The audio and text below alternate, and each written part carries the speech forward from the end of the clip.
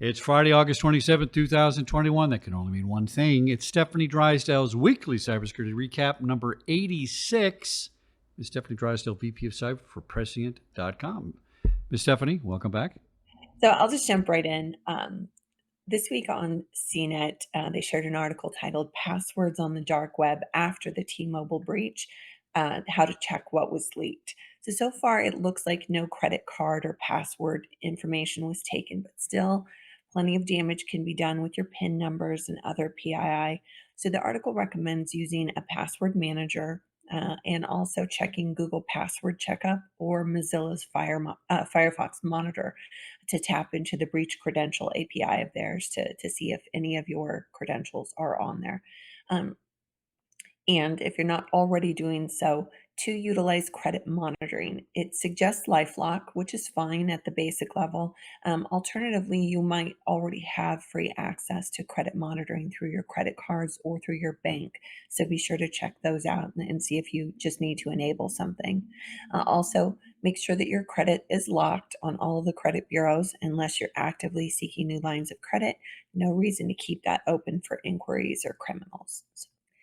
So Heath Renfro shared Cyber Scoop's article titled Cyber Insurance Market Encounters Crisis Moment as Ransomware Costs Pile Up.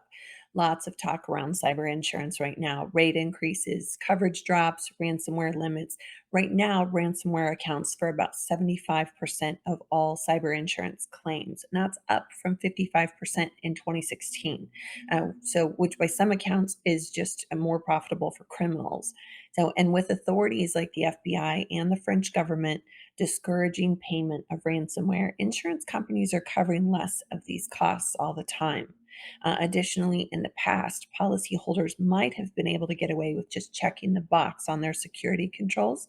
However, now they're going to want you to back it up with proof like multi factor authentication and other controls, or simply they'll reject you for coverage. So, all the more reason to compare the coverage that you're looking at and make sure that you know what level of protection that you need and that you can afford. Security Magazine shared attackers help victims pay their ransoms, even offer tips to prevent future attacks. So, employing a comprehensive business model with customer support and tips for future protection, which looks way too Stockholm Syndrome for my taste.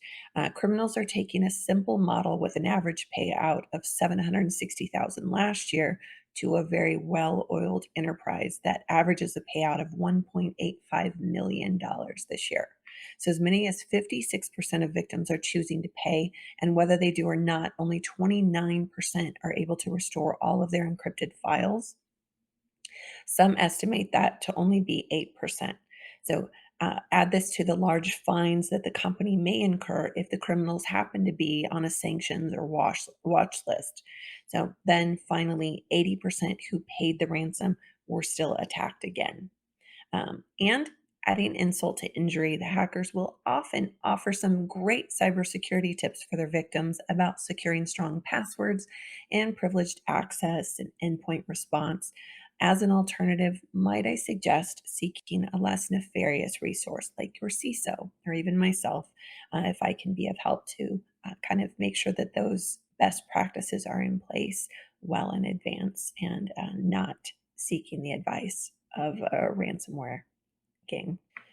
This week, we celebrated Women's Equality Day, reminding us all that there is still so much work to be done and to not take for granted the sacrifices and the effort that it took to get where we are today.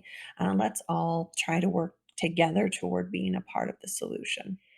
And also, let's remember this week that over a dozen U.S. service members have given the ultimate sacrifice to help those in grave danger in Afghanistan, along with so many others. I'll continue to link ways to help below and to get our allies out safely. And that's what I have for you all this week. I hope everyone is well. Forgive my scratchy voice. We are running on a busy week here, so it's almost gone. But I hope you all have a wonderful weekend, and I will look forward to seeing you next